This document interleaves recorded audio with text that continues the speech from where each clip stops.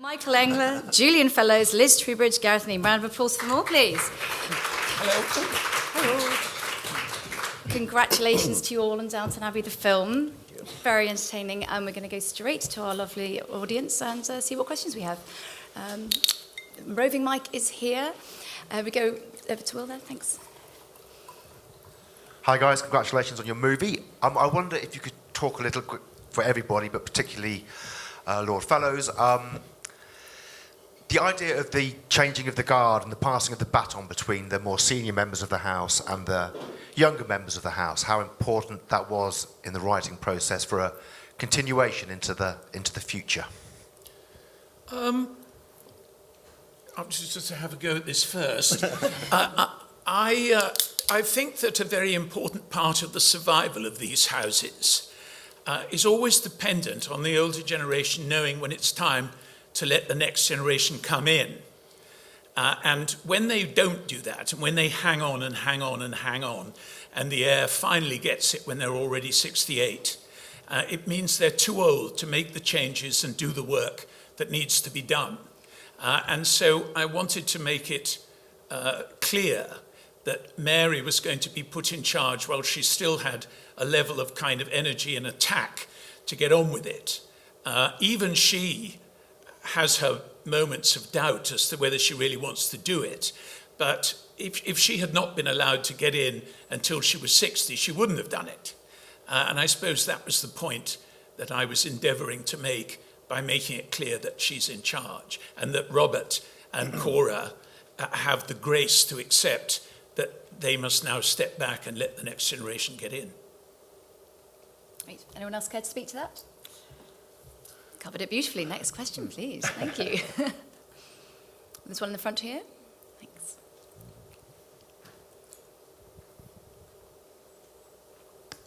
Hello, and thank you so much for the movie.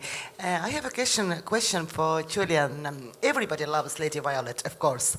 And I wanted to ask how this character was born, and is there a real person behind her as well?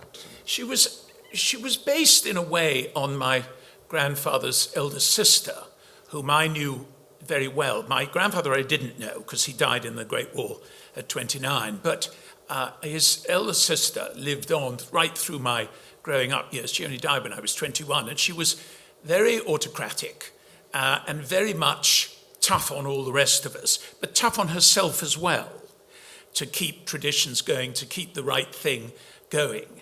And in that sense, it was based on her. But one of the very nice things, which we've all discovered about Violet, is that we seem, in the creation of Violet, and obviously with Maggie's creation of her, we seem to have touched on a kind of generic type.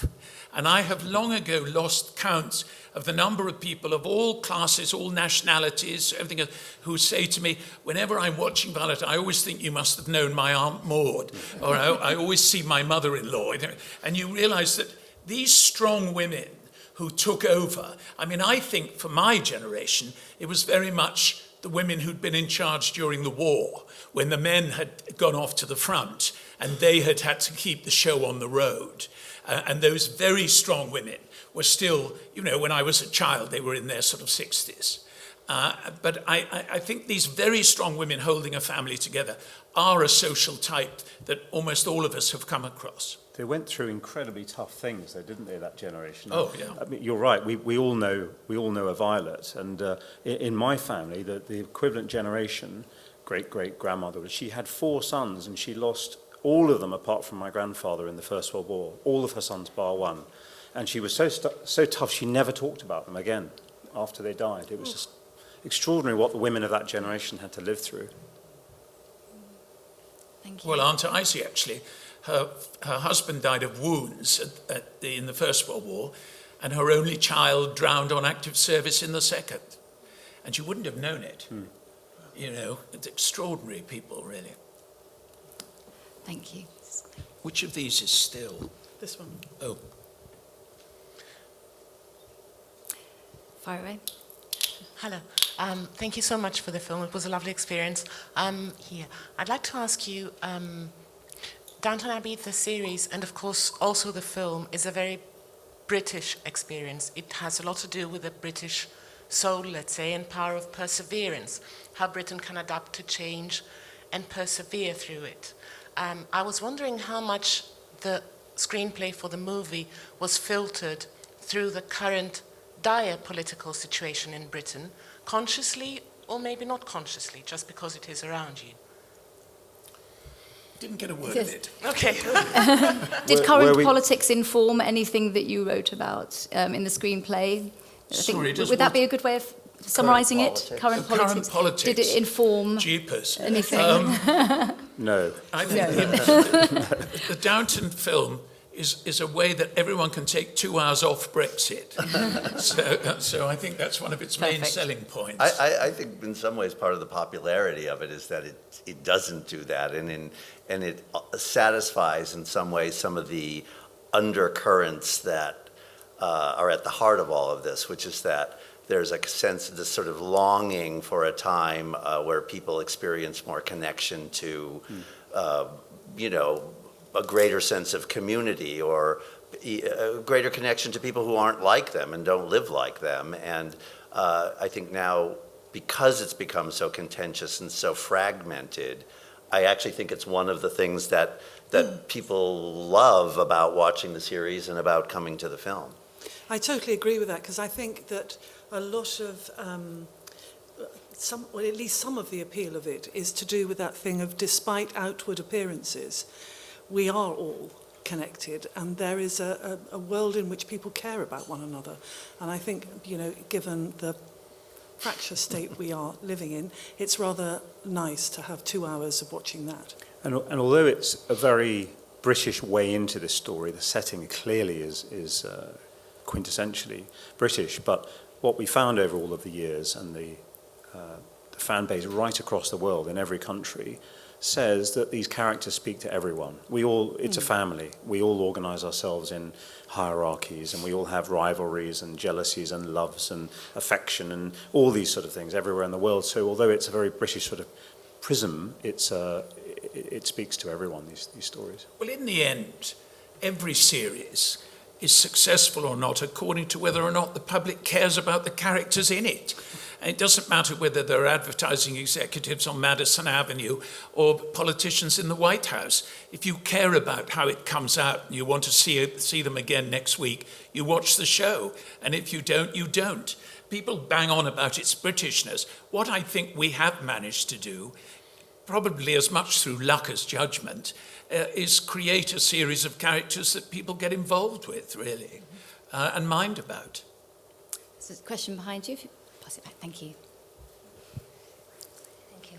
Hello, this is a question to actually everybody. Whoever wants to answer. The series is very successful, and the movie is extremely anticipated. But can you talk a little bit about the move from TV to the big screen? Was it a natural step? The move from... And how was it to adapt it? Series onto the big screen. There are different disciplines in making a movie to making a television series. I mean, in a series, not everyone expects to have a major story every week. They probably have 2 or 3 in the process of the series. Not every story is completed every week. Some of them go through 2 or 3 episodes. Some of them go the whole year, the whole season. A film is different on both counts. Everyone who appears in it must have a reason for being there. And all of those narratives must be completed and resolved within the film. You can't say to people, oh, we're stopping this story here, but come and see the next film. It doesn't work like that. And so the structure was altered in that way, but we also wanted people to recognise the series they'd loved within the film and not come and be disappointed. Michael had worked on the series, so he had an understanding of it before. And obviously all the actors understood the characters they were playing because they had created them. So, in that sense, we had that going for ourselves, and our job was to make it more cinematic and to find a central subject that would allow us plausibly to kind of increase the scale and fill a larger screen. And as to whether we've done that successfully, it's not for us to judge, really. Well, I think that on one count there's that, the creating a story and a reason for it to grow just in scale, and then, but also it being a discrete story, one story, something that would pull all the characters in, that everybody on some level had to be invested in the same thing. So even though they were going through separate things in their lives, the visit of the king and queen, the royal visit, is something that everybody had to invest in and step up their game, and it was an opportunity for them to come through for the greater good of Downton. Yes, it gave us a unifying element. We didn't always have or need in the series. I mean, sometimes, you know, Mary would be trying out a new boyfriend while Daisy was buying a hat. There was no connection at all. But it seemed to need a unifying factor that would, exactly as Michael said, affect them all. Even if they were opposed to it, they would still have an emotional response to it. So that gave us a kind of spine for the other stories to come off.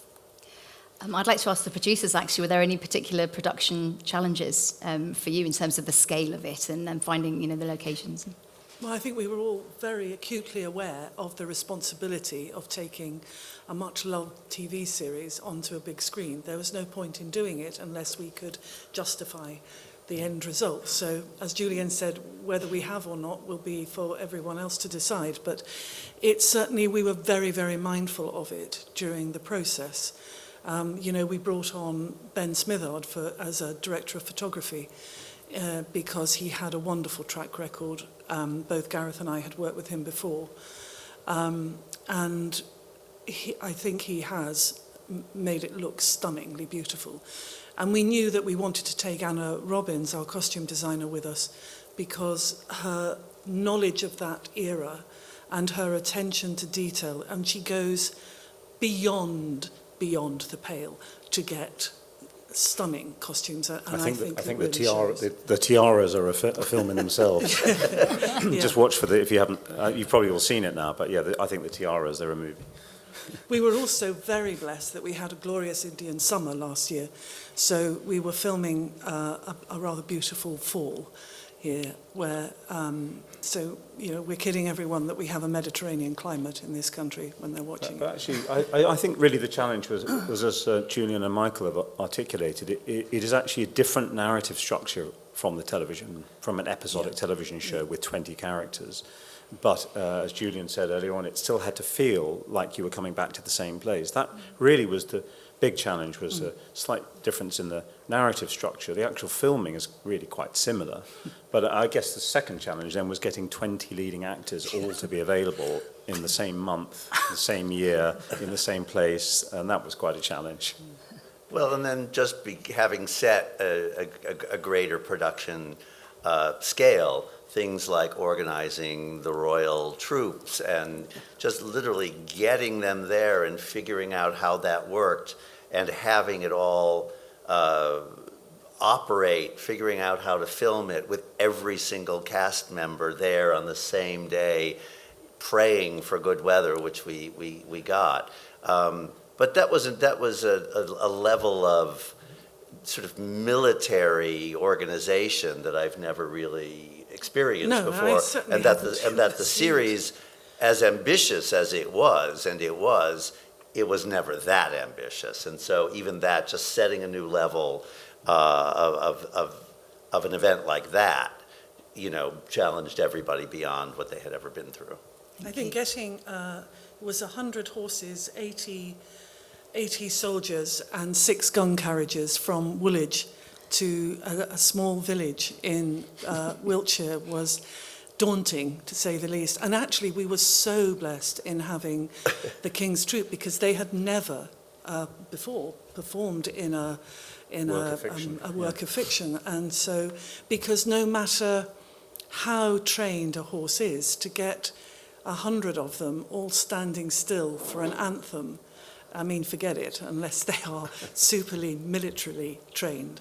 So we were really lucky that happened.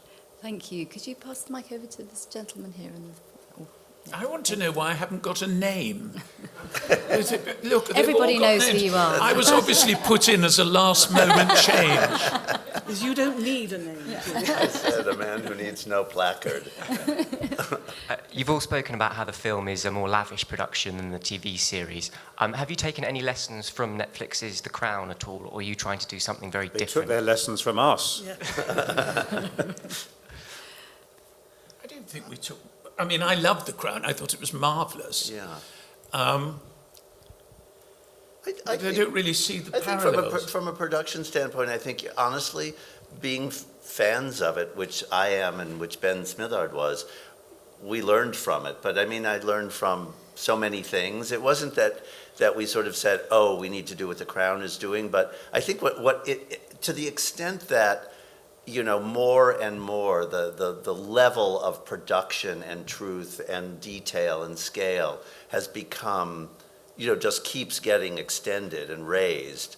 Yes, we did feel we are in a world where the quality, the detail, the level has to be, you know, as high as it can possibly be, and we're aware of what's out there, but not in a comparative sense, more just in the, you know, desire to produce stories at the level that one can now. We did actually film the interior of Buckingham Palace in the same location that The Crown uses, because that seemed to make sense to us for continuity purposes. Thanks. Can we have the microphone to the front row, actually, please? Sorry. Thanks. Rutam. Would you mind? Oh, Rutam, yes. Thank you. It's just the lady here. Thank you. I was just wondering, you're talking about how you inspired in family members to create the Lady Violet, but the women in the 20s, as much they were for the time, they're different from the women of today. Why do you think they resonate so much with the women of today, and which struggles are the same or not? I mean, I can't ever really answer those questions. You know, why is one show popular and another is not, when they're both very good? I mean, it's very difficult to say that. But I think one of the reasons that period drama is rather appealing is because society was not, on the whole, structured in favour of women, and it was a very male-dominated society. But logic tells us that there were just as many ambitious and intelligent women being born as there are today, because the human race doesn't change much. And so they had to find inventive ways in which to achieve their ambitions and demonstrate their strength. And that gives you a kind of tension in creating those characters that, you know, with a completely modern contemporary character, strong people are strong and weak people are weak, and it's rather more straightforward. But a character like Mary, for instance, who intends to have her own way and is quite advanced in certain ways, but is not prepared to give up her position in society in order to have it. And so she is trying for that balance between still being within society, but doing what she liked. You know, that is a kind of tension situation that you wouldn't get it in a modern character, because that dichotomy doesn't really exist anymore. So I think that's why they are quite appealing, because you can see they're strong, and even though the society is not helping them, they're still managing to make their lives work. Which I think there was a lot of. I mean, obviously. There's a sort of mythology that men run everything, and particularly 100 years ago. But I think in the television show, from very early on, and we think particularly about the iconic Mr. Pamuk episode, you have, you know, the death of this, and you know, the following morning, there's this wonderful scene where Robert and Carson are worrying about how the women are going to take the news, because they're very delicate creatures and they won't be able to manage, and we're made of stronger stuff. And of course the audience has just seen these women moving this corpse through the night to the right bedroom and completely sorting it all out in a way that the men would have been incapable of doing. So I think from the beginning we said there is a truth about who it is who runs families, and well, and I think the film gives such a perfect example, which is, you know, Cora and the Queen get done what Bertie and the King don't understand or are oblivious to or can't get done. And I think that's another example of it. And I think in that way, that sort of reminder that whatever position women were in, they always had their voice and their power. They had to express it and channel it differently. Thank you. This is the lady behind you, please. Thank you. Hi, a question for Julian. Sorry, it's so interesting. This is no doubt is the biggest period drama that come out of Britain ever, I would say. And in your mind, how far is the storyline of this character gone? Like in time, for example, have you already thought of taking these characters through the Second World War or beyond that? I mean, is there going to be more? Because people really want to see more of this. Julian, is there going to be more? Yeah. There's no point in saying no, because the moment you say no in this business, you have to swallow it.